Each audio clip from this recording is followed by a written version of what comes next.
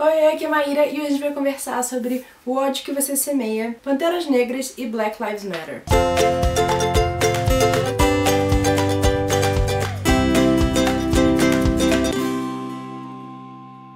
O ódio que você semeia foi escrito pela Andy Thomas e publicado aqui no Brasil pela Galera Record. O livro já teve seus direitos de adaptação vendidos e vai virar filme com a Amandla, aquela atriz maravilhosa que fez a Rue e também fez Tudo e Todas as Coisas. E bom, o livro conta a história da Star, que um dia vai numa festa do bairro dela e lá ela reencontra o amigo de infância de quem ela acabou se afastando nos últimos anos. Eles conversam um pouco, mas precisam sair correndo da festa porque rola uma briga e o amigo dela, o Khalil, ajuda ela a sair de lá e se oferece pra dar uma carona pra ela pra casa. Só que no caminho eles são parados pela polícia. O policial pede pro Khalil sair do carro, revista ele, enquanto o policial tá lá checando a documentação do Khalil. O garoto comete o erro de ir até a Star, que tá dentro do carro, e perguntar se ela tá bem. É um erro porque o policial decide então atirar, ele não atira pra cima como forma de aviso, ele atira nas costas do Khalil 3 vezes. Enquanto a Star tá ali desesperada porque o amigo dela acabou de ser assassinado na frente dela, o policial continua apontando a arma pra ela, como se ela fosse fazer alguma coisa numa situação daquela, até as outras viaturas chegarem. Esse incidente vai permear toda a história do livro porque a Star tem que lidar com isso não só internamente, como com os amigos da escola, com os colegas do bairro, além da justiça e da mídia que querem marcar o Khalil como um traficante de drogas. Como a Star também é a única testemunha do que realmente aconteceu, ela se vê dividida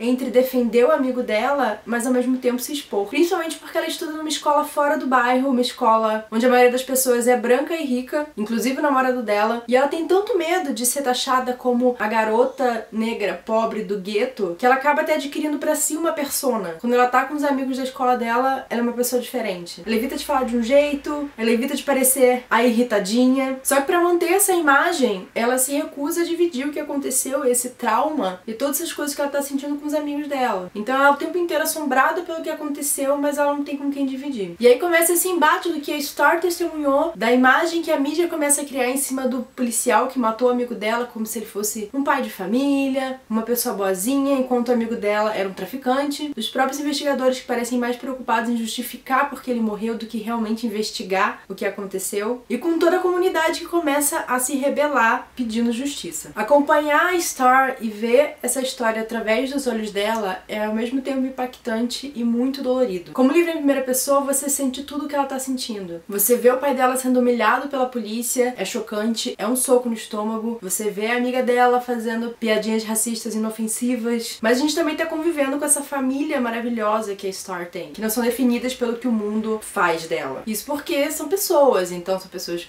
com complexidades, vivências, talentos e falhas. Os pais da Star são personagens muito palpáveis e amorzinhos, e a própria Star, ela vai adquirindo uma força que é maravilhoso de acompanhar. E com tudo isso você humaniza esse ponto de vista, e é por isso que eu acho que esse livro é tão necessário. É claro que ele não é o primeiro livro, obviamente, escrito por um autor negro. A gente tem muitos livros importantes de autores negros falando sobre isso que esse livro tá falando também, mas como é um livro direcionado para jovens, eu acho que é uma leitura essencial, porque a gente já tá acostumado a ficar amortecido com tudo que acontece na nossa volta. A gente sabe o que tá acontecendo, mas parece que a gente nem sente mais. E essa história te põe exatamente no lugar onde você vai sentir. O livro aqui menciona o Panteras Negras e ele é basicamente como se fosse uma das histórias que instigou o nascimento do Black Lives Matter, que esse livro também é inspirado no Black Lives Matter, porque esses movimentos têm no seu cerne a humanização da população negra. O que pode ser absurdo você falar, tipo, óbvio que são pessoas, mas a gente tem que lembrar que pouco mais de 100 anos atrás, que não é tanto tempo assim, não eram consideradas pessoas, eram objetos de comércio que poderiam ser vendidos, trocados e descartados. Só que a gente não pode fingir que essa desumanização ficou lá no nosso passado, ficou na escravidão, porque até hoje essas vidas são consideradas pela sociedade como de menos valor. Focando nos Estados Unidos, que é onde essa história passa, até 1965 existiam leis separatistas e de anti-miscigenação. Só em 65 foi aprovada uma lei nacional que garantiu voto para as pessoas negras, e ainda assim os líderes do Partido dos Panteras Negras e do movimento de direitos civis foram assassinados, presos e exilados. A questão da violência policial que o livro aborda vem de todo esse racismo construído por séculos de um sistema que iguala negro a criminoso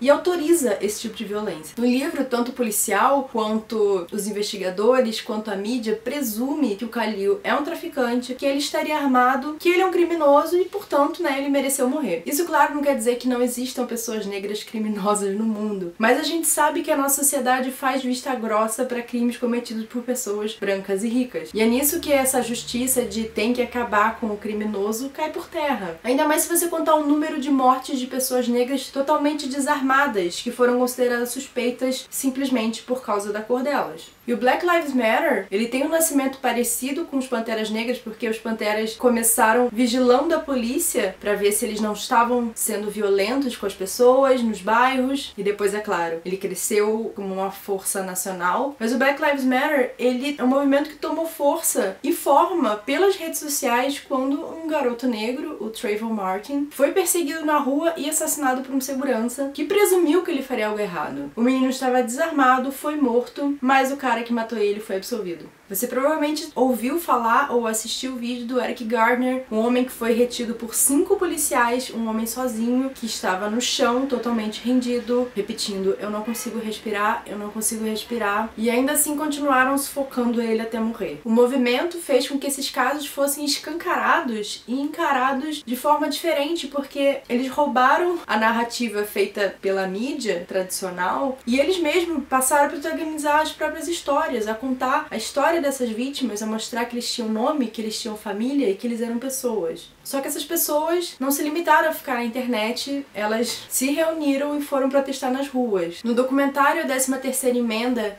que me recomendaram e eu assisti algumas vezes para tentar entender um pouco mais dessa construção histórica e social. O filme termina com a fala de um dos entrevistados e ele diz que hoje em dia as pessoas vivem se perguntando, nossa, mas se eu vivesse na época da escravidão, eu não ia tolerar isso. Como que as pessoas aceitaram as leis de segregação e os linchamentos? Se eu tivesse vivido naquela época, eu nunca teria tolerado algo assim. E ele responde que nós estamos vivendo nessa época e nós estamos tolerando. Essa tolerância com a barbaridade diária, com essa construção da sociedade que a gente está tolerando, isso faz parte do ódio que a gente semeia. E isso, sinceramente, é uma verdade que incomoda muito. Quanto mais eu me aprofundava no assunto, mais desconfortável eu ficava. Porque por mais cabeça aberta que a gente seja, não, quero todo mundo que seja igual, ou eu não sou racista, eu tenho vários amigos negros, a gente também faz parte desse sistema de merda. E isso é horrível, é desconfortável de encarar, mas também é importante. Enfim, eu sei que esse assunto é muito complexo, é muito longo, tem muitas coisas pra se abordar, pra pensar a respeito, pra se discutir, mas eu espero pelo menos ter feito a minha parte de usar esse espaço aqui pra trazer essa conversa. É uma conversa necessária pra todo mundo, mas é uma conversa importante também pra quem nunca sofreu preconceito por causa da própria cor. Então leia esse livro incrível, se eduque, converse, tome consciência dos preconceitos diários, dos nossos privilégios. Eu vou deixar aqui linkado documentários incríveis que me recomendaram, que eu assisti algumas vezes pra tentar conseguir falar um pouco aqui pra vocês, mas eu falei muito pouco, então tem documentários muito interessantes sobre Panteras Negras, sobre o Black Lives Matter. O 13ª Emenda é um documentário incrível que ele vai fazer um retrato histórico de tudo isso. Eu só vou deixar uma dela aqui porque eu entendo que a construção do racismo do Brasil é diferente dos Estados Unidos. Eu vou deixar alguns links aqui sobre esse tema também na descrição. Eu entendo também que tanto lá quanto aqui é muito correlato, principalmente quando aqui no Brasil a cada 23 minutos um jovem negro morre, assassinado. E se você quiser ler e se aprofundar nessa leitura,